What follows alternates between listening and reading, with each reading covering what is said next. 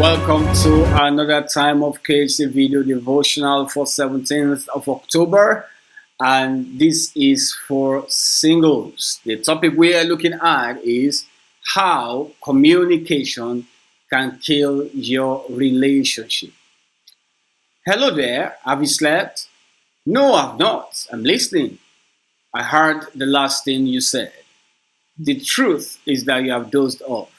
It has happened to me many times, and I'm sure it has happened to you as well. My wife is talking to me on the bed and I've dozed off. I'm trying to listen to her because it's a legitimate need of ours, but the Son of Man is tired. Somebody said women speak more words than men.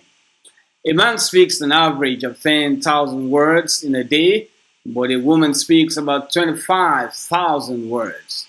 There are exceptions though. The man is back from work and he has probably exhausted his 10,000 quota since he derives his self-esteem and fulfillment from work. By the time he's coming back home, he's actually done for the day. Words have been spoken with friends, colleagues, clients, employers, employees on the phone, and so on. He wants to come back home, eat, listen to the news, check a few mails, and make love to his wife and sleep.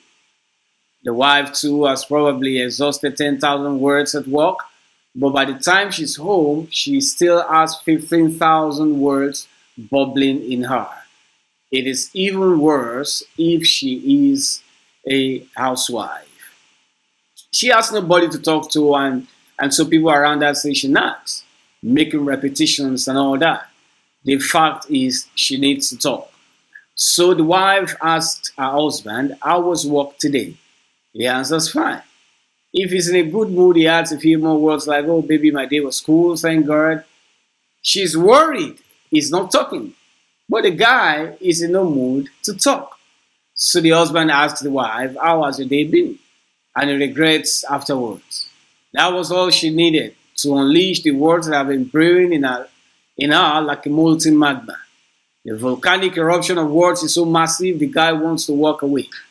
So she starts from when she woke up and goes on, and the man is wondering, what did I ask? What is she narrating? You see, that is a woman for you. You must not mute her or shut her up. Let her talk. Don't make a mistake of shouting her down all the time or quieting her. It's a legitimate need of ours. When a woman has no fear of God and these legitimate needs of ours has not been met, she might succumb to the traps of the devil and get that legitimate need met through illegitimate means. And that won't be profitable for the marriage. This will be detrimental to the marriage and the home. There are people out there who are waiting to capitalize on your insensitivity to your wife and take advantage of that emotional gully created by lack of communication. You see, a lady becomes emotionally connected to the person she talks to. The issue of communication in marriage cannot be overemphasized. Think about it. Before that relationship started, you had to communicate your love to her. In preparing for the wedding, you had to do a lot of communication. The problem is a lot of couples stop communicating after marriage. Words are powerful. Jesus said words are spirits. Spirits don't die, therefore words don't die. Jesus said you will account for everything you say. You can build your marriage with words, and you can ruin it with wrong words. Whilst doing my master's degree program in communication and language arts, a professor told us in class something simple but powerful. In communication, the speaker and the hearer are very important. Until what is said is perceived and understood by the receiver, there is no communication. The question is, are you listening to her? Spend time with your spouse. Discuss from time to time. If you don't give your spouse attention, you'll be shocked of the extent he or she can go just to get attention. In some countries, listeners are paid just to listen to women talk. That is how communication is. Whatever happens in your relationship and marriage, don't stop communicating. Learn your spouse's love language, which is a password. For singles, do a lot of talking. If he keeps telling you he's busy and will not talk or call you for weeks, something is wrong with the courtship. He's probably seeing somebody else or he's no longer in love. Oh, I remember when I fell in love with my wife on campus. I wanted to talk all the time. During the holidays, I made calls.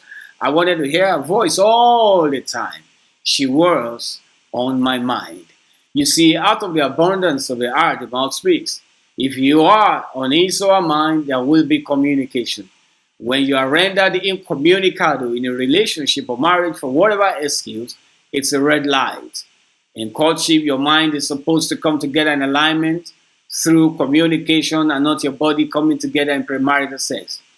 Premarital sex kills communication. You see yourselves and all you do is pounce on yourselves in lust. Communication has moved from verbal to physical and this is defective. That relationship will soon crash. Ladies, you are not a sex object to satisfy somebody's rush of adrenaline or massage a deflated ego. You are a lady of dignity to be valued, protected, and honored. If your relationship is defective, make amends today. If he or she is not ready to quit premarital sex, then you quit the relationship.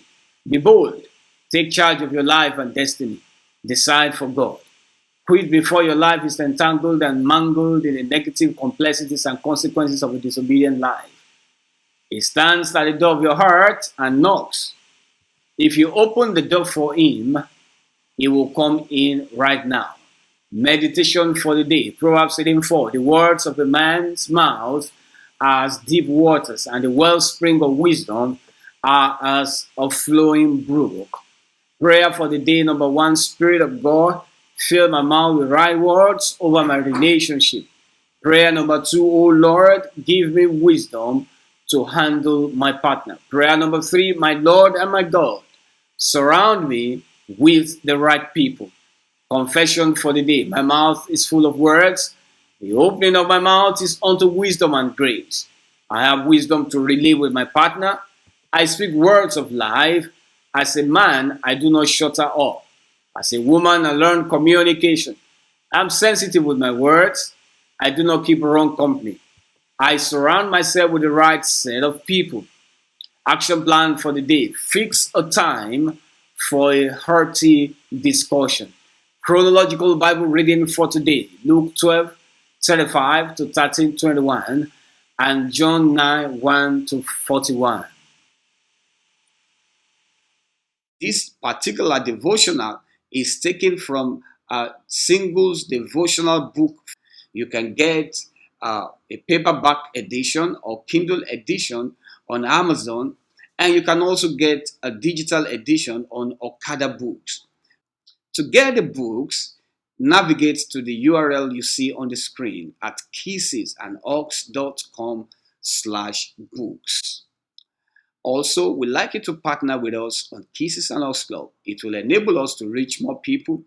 In order to give with different options available from anywhere in the world, kindly navigate to the URL you see on the screen at kissesandhawks.com/give.